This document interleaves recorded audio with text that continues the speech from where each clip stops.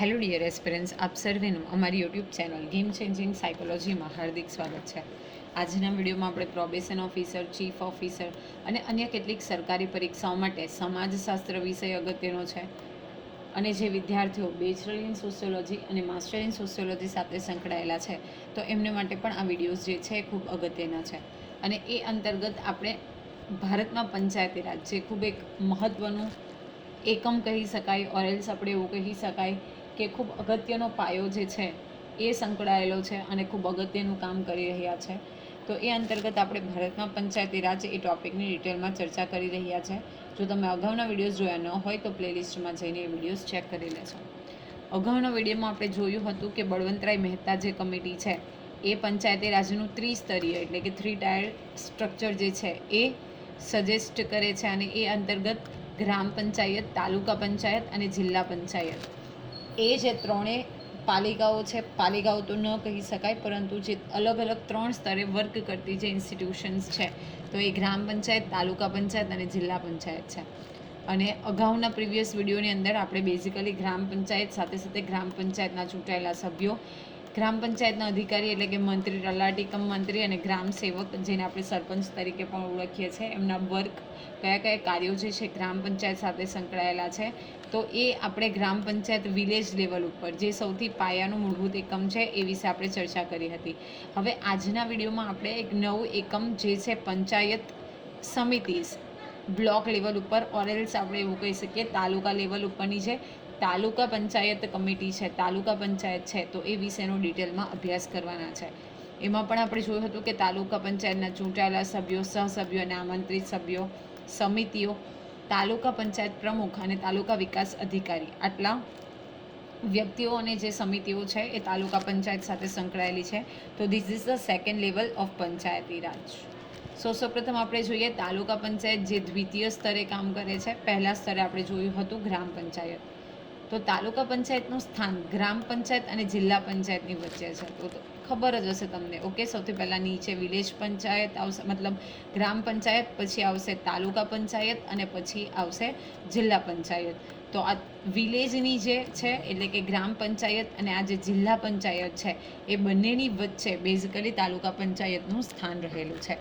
આ પણ ખૂબ અગત્યનું છે કે 1 લાખની વસ્તી સુધી તાલુકા પંચાયત 15 સભ્યોની બનેલી હોય છે. ધીસ ઇઝ અગેન ઇમ્પોર્ટન્ટ કે જ્યારે વસ્તી 1 લાખ છે, ઓકે, તો એના સભ્ય કેટલા છે તો 15 સભ્યોથી એ વર્ક કરે છે.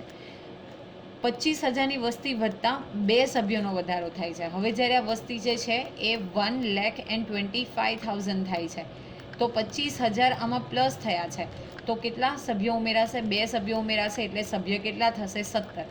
માનો કે હવે આ બીજા 25 ઉમેરાય છે એન્ડ નાવ ઇટ બીકેમ 1.50, તો અગેન 2 સભ્યો ઉમેરાશે અને સંખ્યા કેટલી થશે? 19. તો આ પણ તમારે યાદ રાખવાનું છે કે જ્યારે દર 25,000ની સંખ્યા વધે છે તો ત્યારે 2 સભ્ય જે છે એનો વધારો થાય છે. 1/3 બેઠકો સ્ત્રી માટે અનામત રાખવામાં આવે છે. અગાઉનામાં પણ આપણે જોયું હતું કે ગ્રામ પંચાયતમાં પણ 1/3 જે રિઝર્વેશન છે એ ફિમેલ કેટેગરી માટે છે. આ ઉપરાંત વસ્તીના પ્રમાણમાં અનુસૂચિત જાતિ, અનુસૂચિત જનજાતિ અને અન્ય પછાત વર્ગો માટે અનામત બેઠક રાખવામાં આવે છે. આ પણ અગત્યનું છે. સેમ હતું આપણે ગ્રામ પંચાયતમાં પણ. તો અહીંયા યાદ રાખવાનું છે વસ્તીના પ્રમાણમાં. કોઈ ચોક્કસ મહિલાઓની જેમ અહીંયા કન્ફર્મ નથી કે 1/3 અનામત એમને મળી જશે. વસ્તીના પ્રમાણમાં બેઝિકલી અહીંયા જે અનુસૂચિત જાતિ, એસટી, એસસી અને એસસીબીસી કેટેગરી માટેની જે સીટ્સ છે એ રિઝર્વ રાખવામાં આવે છે.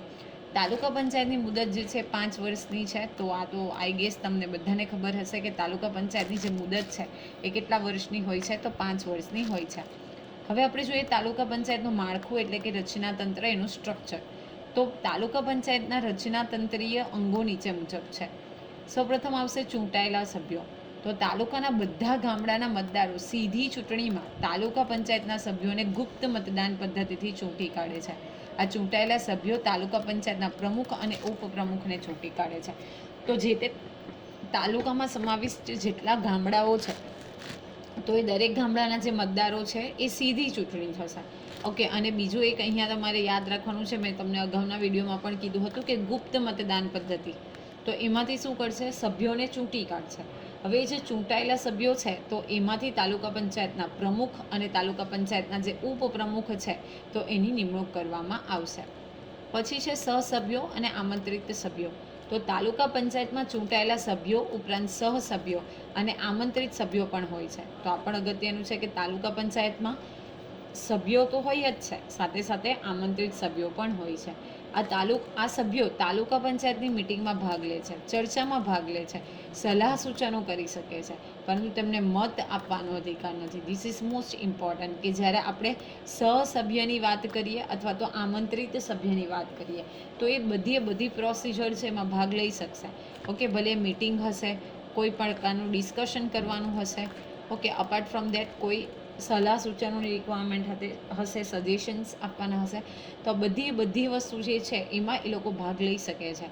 ફક્ત ને ફક્ત જ્યારે મતદાન કરવામાં આવે, રાઈટ, અથવા તો જ્યારે આપણે એવું કહી શકીએ કાસ્ટિંગ વોટ, એટલે કે મત કરીને જ્યારે ડિસાઇડ કરવાનું આવે તો એમને મત આપવાનો અધિકાર નથી. તો આ ખૂબ અગત્યનું છે, સ્ટેટમેન્ટના ફોર્મમાં તમને પૂછાઈ શકે.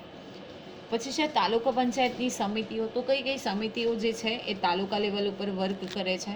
તો તાલુકાના ગામોના વિકાસ કાર્યો કરવા માટે તાલુકા પંચાયત પોતાના સભ્યોમાંથી કારોબારી સમિતિ અને સામાજિક ન્યાય સમિતિની રચના કરે છે.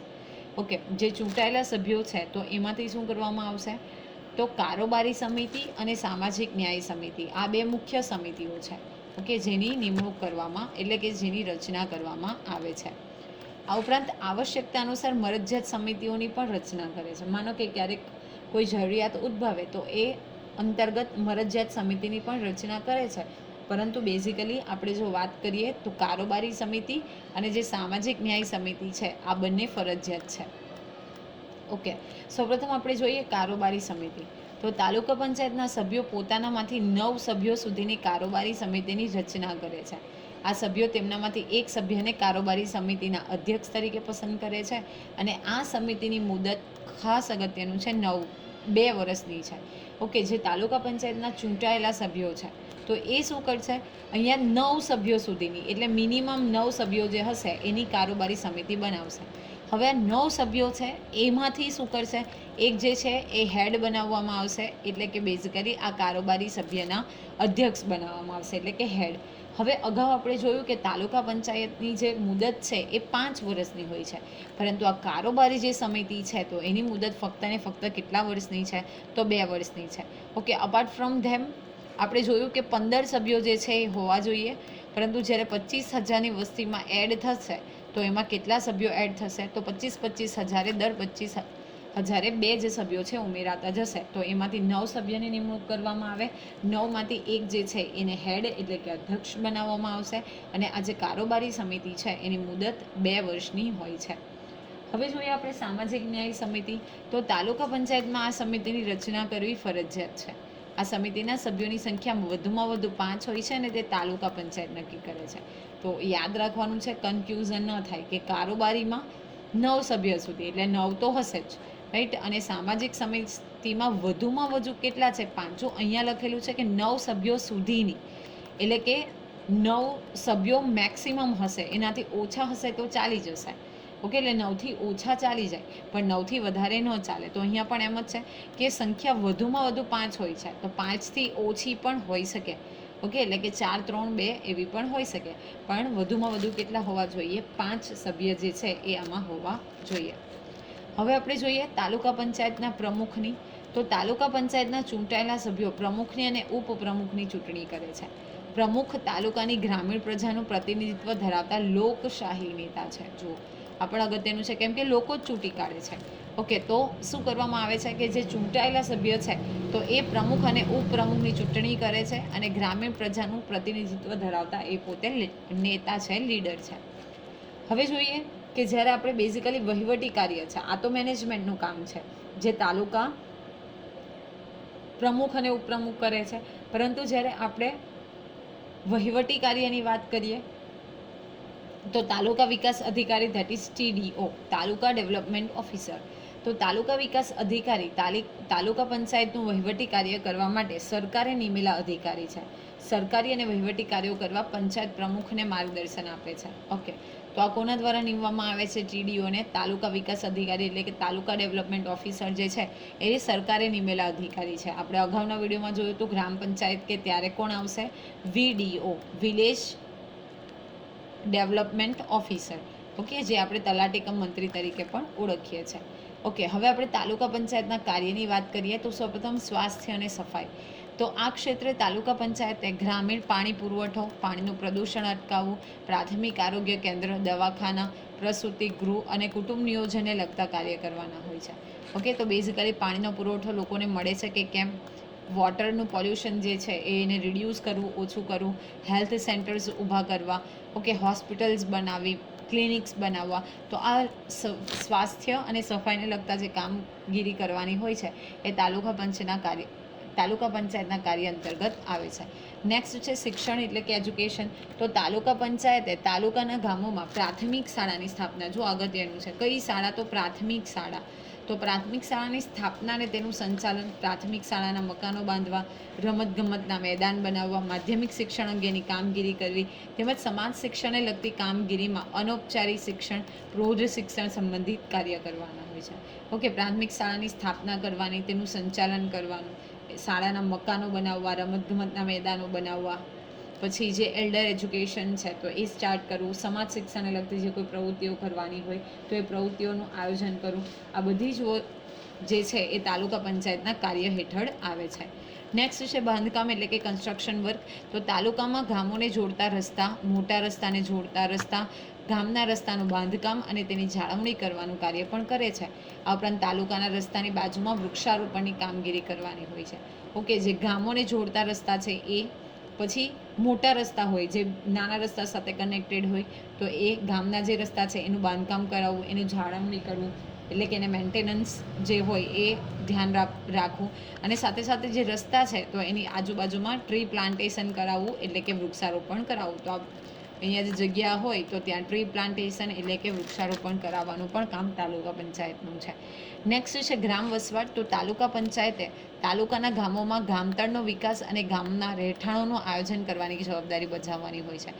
જે ગામ અંતર્ગત આવે છે તો એ લોકો માટે રહેઠાણનું આયોજન કરવું અને એને મેન્ટેન કરવાની જવાબદારી પણ એમની હોય છે. નેક્સ્ટ છે ખેતીવાડી.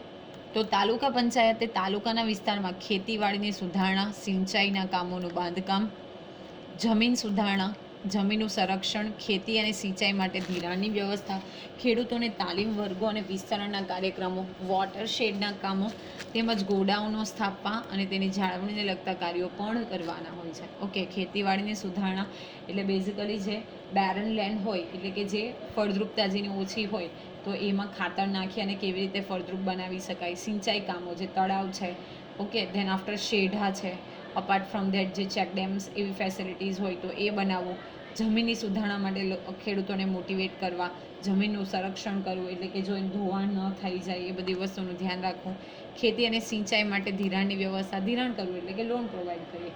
તો ખેતી માટે અને સાથે સાથે સિંચાઈ છે, માનો કે કોઈકને ટપક સિંચાઈ પદ્ધતિ બનાવવી છે તો એના માટે પાઇપનો જે મેન્ટેનન્સ હોય, ઓકે, એનો ખર્ચો હોય. કોઈકને આપણે એવું કહી શકીએ ફુવારા પિયત પદ્ધતિ, તો એના અંગે જે પણ ઇન્સ્ટ્રુમેન્ટની જરૂર હોય તો એ માટે લોનની જે વ્યવસ્થા છે એ પૂરી પાડવી. તાલીમ વર્ગો એટલે કે ખેડૂતોને ટ્રેનિંગ આપવી, વોટરશેડના કાર્યક્રમો, ગોડાઉનો બનાવવા. તો આ બધી વસ્તુઓનો સમાવેશ જે છે એ તાલુકા પંચાયતના કાર્યમાં થાય છે. નેક્સ્ટ છે પશુ સંવર્ધન. તો તાલુકા પંચાયતે પશુ ચિકિત્સાલયો ચલાવવા, પશુઓના કૃત્રિમ ગર્ભાધાન કેન્દ્રો ચલાવવા તેમજ ડેરી વિકાસને લગતી પણ કામગીરી કરવાની હોય છે. ઓકે, જે પશુઓ છે તો એના માટે દવાખાનાની વ્યવસ્થા હોવી જોઈએ. ઓકે, અપાર્ટ ફ્રોમ ધેટ આપણે એવું કહી શકીએ કે જે ડેરી વિકાસને લગતી કામગીરી છે તો એ પણ એમણે કરવાની હોય છે. તો બધી વસ્તુઓ પણ એમના અંતર્ગત આવે છે. નેક્સ્ટ છે ગ્રામ ઉદ્યોગ. તો ગ્રામ ઉદ્યોગના વિકાસ માટે તાલુકા પંચાયત ઉત્પાદન સહ તાલીમ કેન્દ્રો સ્થાપવા, ખાદી ગ્રામ ઉદ્યોગ, કુટીર ઉદ્યોગોનો વિકાસ કરવો, તેમજ ટેકનિકલ અને વ્યાવસાયિક તાલીમ કેન્દ્રો ચલાવવાને લગતી પણ કામગીરી કરવાની હોય છે. ઓકે, જે ગ્રામ ઉદ્યોગ છે, કોટેજ ઇન્ડસ્ટ્રી, તો એ સાથે સાથે તાલીમ કેન્દ્ર સ્થાપવા, ખાદી ગ્રામ ઉદ્યોગ, કુટીર ઉદ્યોગ જે છે that is cottage industry.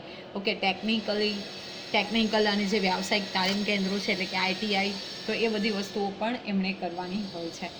Next છે સહકાર. તો તાલુકા પંચાયતે તાલુકા વિસ્તારમાં સહકારી પ્રવૃત્તિઓનો વિકાસ કરવા માટે સહકારી ધોરણે ધિરાણ આપવું, એટલે કે લોન આપવી, વેચાણ, ઉદ્યોગ, સિંચાઈ સંબંધી વિવિધ મંડળીઓ સ્થાપવાના કાર્યો કરવાનો હોય છે. ઓકે, લોન આપતી સંસ્થા જે કોઈ હોય, એના વેચાણને લગતી ઉદ્યોગો હોય, સિંચાઈ એટલે કે ઇરિગેશન રિલેટેડ જે કોઈ ફેસિલિટીઝ હોય, મંડળો સ્થાપવાના હોય, તો આ બધી વસ્તુઓ પણ એની જવાબદારી અંતર્ગત આવે છે.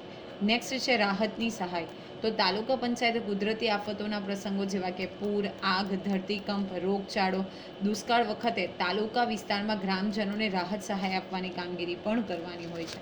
ઓકે, કોઈ કુદરતી કે કૃત્રિમ રીતે કોઈ પણ જ્યારે લોકો જે છે એ કુદરતી આફતોને લીધે જેમ કે પૂર, આગ, ધરતીકંપ, રોગચાળો, દુષ્કાળ હોય, અનાવૃષ્ટિ, અતિવૃષ્ટિ જેવા કન્ડિશનમાં જે ગ્રામજનો છે તો એને સહાય આપવાની કામગીરી પણ બજાવવાની હોય છે. નેક્સ્ટ છે સમાજ કલ્યાણ અને સુરક્ષા. તો તાલુકા પંચાયતે તાલુકાના ગામડામાં અસ્પૃશ્યતા નિવારણ એટલે કે અનટચેબિલિટી, મેં ઘણી બધી વખત આ ચેનલના પ્લેટફોર્મથી તમને સમજાવ્યું છે કે વોટ ઇઝ અનટચેબિલિટી. ઓકે, સમાજના નબળા વર્ગો, વિકલાંગો, વૃદ્ધો, નિરાધાર એટલે કે બેઝિકલી જેની પાસે કોઈ આધાર નથી, એ વિધવા, ત્યક્તતાના કલ્યાણ માટેની યોજનાઓ ઘડી તેનો અમલ કરવાનો હોય છે. તેમજ અનાથાશ્રમ અને ગરીબો માટેના આશ્રય સ્થાનો બાંધવા અને તેને ચલાવવાની કામગીરી દ્વારા જરૂરિયાતમંદોને સુરક્ષા પૂરી પાડવાની કામગીરી પણ કરવાની હોય છે.